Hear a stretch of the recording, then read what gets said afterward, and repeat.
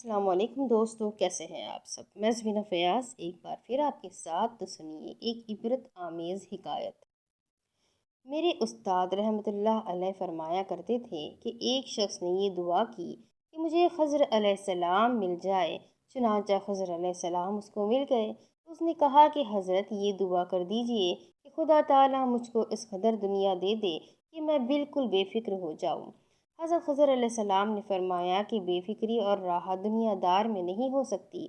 اس نے پھر اصرار کیا۔ انہوں نے فرمایا کہ اچھا، تم کسی ایسے شخص کا انتخاب کرو جو تمہارے نزدیک بالکل بے فکر اور نہایت آرام سے ہو۔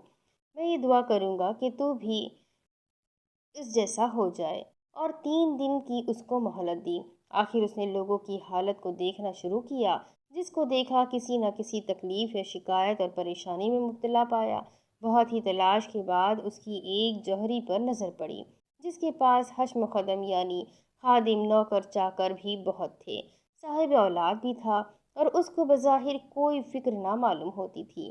اس کو خیال ہوا کہ اس جیسا ہونے کی دعا کرواؤں گا، لیکن ساتھ ہی یہ خیال بھی ہوا کہ ایسا نہ ہو کہ کبھی کسی بلا میں مبتلا ہو اور میں بھی دعا کی وجہ سے اس بلا میں مبتلا ہو جاؤں، لہٰذا بہتر یہ ہے کہ پہلے اس سے اس کی اندرونی حالت دریافت کر لوں۔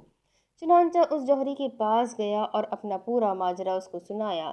جوہری نے ایک آنکھ کھینچی اور کہا کہ خدا کے لیے مجھ جیسا ہونے کی دعا ہرگز نہ کرانا۔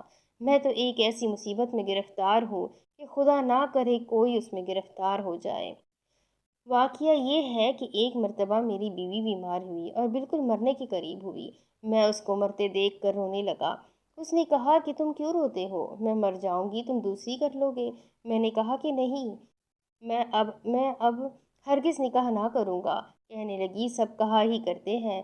میں چونکہ اس کی محبت میں مغلوب تھا اور اس وقت اس کے مرنے کا نہایت سخت رنج دل پر تھا، میں نے اس کے کہنے پر اپنا اندام نہاری مخصوص عضو فوراً کاٹ ڈالا اور اس سے کہا کہ اب تو تجھ کو بالکل اطمینان ہو گیا۔ اتفاق سے وہ اپنے مرض سے جانبر ہو گئی۔ اب چونکہ میں بالکل بیکار ہو چکا تھا، اس لیے اس نے میرے نوکروں سے ساز باز کر لیا۔ یہ جس قدر اولاد تم دیکھتے ہو سب میرے نوکروں کی عنایت ہے۔ میں اپنی آنکھوں سے اس حرکت کو دیکھتا ہوں، لیکن اپنی بدنامی کی وجہ سے کچھ نہیں کہہ سکتا۔ اس واسطے تم مجھ جیسے ہونے کی دعا ہرگز نہ کرانا۔ آخر اس شخص کو یقین ہو گیا کہ دنیا میں کوئی آرام سے نہیں۔ جب تیسرے دن حضرت خضر علیہ السلام سے ملاقات ہوئی تو انہوں نے کہا کہ کہو کیا رائے ہے؟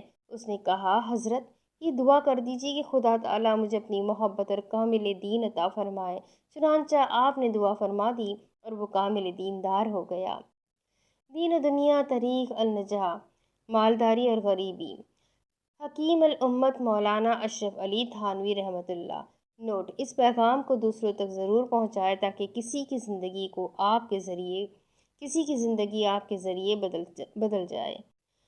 آئی ہوپ کہ یہ بہت ہی ہارٹ ٹچنگ قصہ تھا اور آپ سب کو بھی سمجھ آ گئی ہوگی کہ کتنی بڑی بات ہے، کتنا بڑا میسج ہے اس قصے میں، اس واقعے میں، کہ ہم کسی کو بھی دیکھ کر سوچ لیتے ہیں وہ کتنا خوش ہے، وہ کتنا امیر ہے، اور ہمارے پاس یہ نہیں یا وہ نہیں، لیکن ہمیں کیا نہیں ہے اسے چھوڑ کر جو ہمارے پاس ہے اس چیز کا اللہ کو شکریہ ادا کرنا چاہیے۔ اس چیز کا ہمیشہ شکر ادا کرے جو آپ کے پاس موجود ہے۔ آپ سانس لے رہے ہیں، آپ کی زندگی چل رہی ہے، آپ کے جسم کے سبھی اعضاء مکمل ہیں اور آپ تندرست ہیں، آپ کے پاس صحت تندرستی ہے۔ ان سب باتوں کا اللہ کو شکر ادا کرتے رہیں اور اپنے لیے اللہ کی ہدایت مانگتے رہیں، اللہ کا ایمان اپنے دل میں زندہ رکھنے کی دعائیں مانگتے رہیں۔ بس اللہ ہم سب کو آخرت تک صحیح راہ پر چلنے کی توفیق عطا فرمائے۔ آمین ثم آمین۔ تو ساتھ ساتھ ویڈیو کو لائک ضرور کر دیں، چینل کو سبسکرائب کر دیں، بیل آئیکن کو ضرور دبا دیں، اپنے کانٹیکٹس میں اس قصے کو ضرور شیئر کرو، بہت ضروری ہے۔ تو انشاءاللہ ملتے ہیں اگلے ویڈیو میں، تب تک کے لیے اپنا خوب سارا خیال رکھیں، مجھے بھی دعا میں یاد رکھیں۔ اللہ حافظ۔